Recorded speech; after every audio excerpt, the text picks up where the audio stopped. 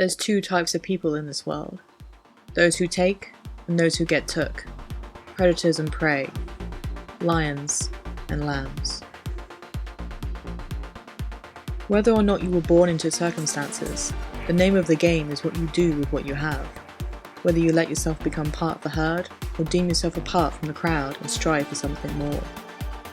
Marla Greyson, a successful con artist, convinces the legal system of making her legal guardian over elders who are deemed unfit to take care of themselves by an appointed doctor that is in on the scheme. This is Two Takes, and this is One Shot, an analysis of the film I Care a Lot. This film can be watched on Amazon Prime and Netflix. Spoilers ahead. Deeming it a rare case, a cherry, a lush, ripe case of an elder that is rich but has no family or relatives, seems too good to be true. And for Marla, that might be a step closer to this dream, this ideology of becoming rich. And from what we know, rich enough to do something with it, to use money as a weapon. So, all in all, we have her game plan but not the end result. But this isn't the story of how someone got rich. It's the story of how someone cares so much about something that they will go to any lengths to get it. And don't assume that it's caring about someone, because that would be too obvious. Power and money hungry. In this film, there are so many elements that name this game that it becomes almost like a whirlwind of faces that form the ugliness of how uncaring people in the industry of care really are. Not individuals that are mere cogs in a machine, but rather people in some sort of power in an industry that is placed there for the care of the elderly. It is corrupt, and this film does a tongue-in-cheek example of this kind of drive for something as money. As Marla is the main protagonist, it is safe to assume that she understands what she is doing and does not feel any remorse. There is this unwavering self-assurance in what she does, deeming it to be beneficial in a contractual, business-like manner. But unlike the doctor who hands over the elders like prescriptions, unlike the warden of the care home who asks for more money when there's a room vacant so Marla can fill it later, and unlike the judge who sees Marla all the time and considers her an asset to the state, we, the audience, need to catch up on this scheme and figure out who are the bad guys, and fast. There is this calculating momentum with the people who should be deemed accountable to what they do, the bad guys. As a viewer, it wasn't the want of making them see justice and to be sent to jail that fascinated me. Oh no, it was the way they handled themselves in the chaos of hidden threats and money being slid behind closed doors that kept me watching. There is an industry that Marla knows well, and there is so much more when it merges with mafia gangsters. Her disassociation of herself within those situations made it an almost laughable affair. She does not care about her own life, but is ravenous in the drive for more. Quite literally like a lioness in constant pursuit of her prey, thinking about the end result than rather what she has around her. But if you think about it, it's all a game within this dog-eat-dog world.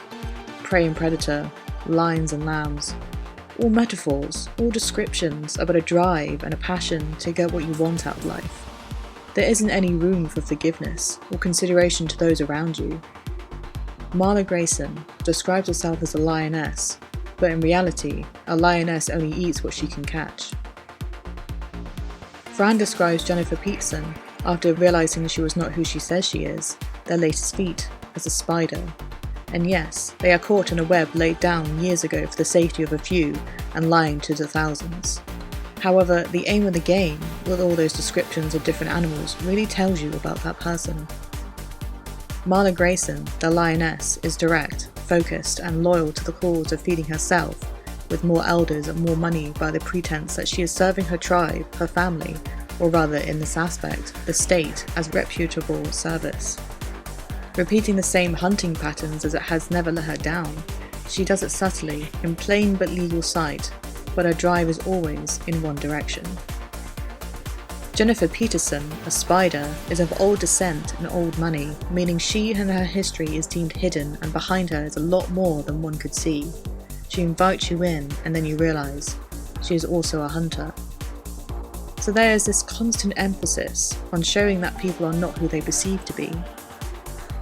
Dean Erickson, The lawyer is not the representative of Jennifer and refuses to disclose that information out of protection. Jennifer Peterson is not her real name, again used for her own protection. Roman Lunyov does not exist, apparently died in a fire and kept dead for his own protection. And Marla Greyson, an opportunist, a liar and an appointed guardian for the elderly, accepted by the system that's supposed to protect them. Protection can come in all shapes and sizes, and in this story, it's the worst kind. It is almost a rollercoaster ride of being drawn by one side or the other when it comes to who to root for. The audience can feel it every time Marla is successful in how she conducts these elders into her scheme and the people who are in it with her. We want something to happen, and when she refuses to make it easier on herself and does not accept Dean's offer, we want her to suffer. But then, when the threats become very real, to the point of both Marla and Fran almost dying in separate places in likely suicidal and organic deaths. When it seems like they're going to hit the high road, Marla brings forth an almost subtle ultimatum to her lover, giving her only two choices: to run and keep running forever, or to finish it now, and either could lead to death. But what if there was a third choice? Well, now, we shall never know. Once more, Marla brings out another winner from her deck of cards that she holds close to her chest, and it succeeds in unintentionally impressing the gangster Roman, who proposes an alternative to just simple hard cash. A partnership that could lead that hard cash to keep rolling in, to make more money on the backs of those suffering. And from that moment we realise she took the bait. We hold our breath, expecting something far worse to come out and do something.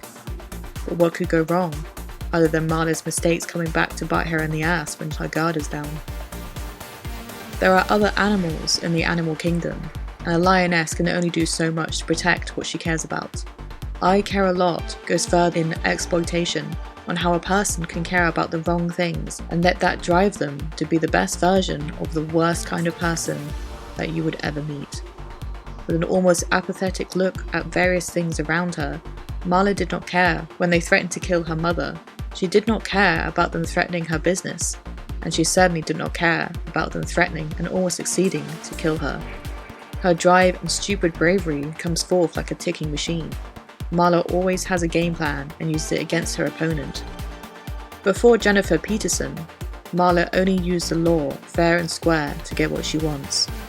After Jennifer, Marla uses what is behind the curtain, the concept of fair and square gone, to make it big, to make it to the point that she can be who she wants to be, and she can do what the hell she wants. If you enjoyed what was said, please follow me on Anchor, Spotify and other podcasting platforms for the latest episode, and be kept in the loop through my Instagram, at 2takes_podcast.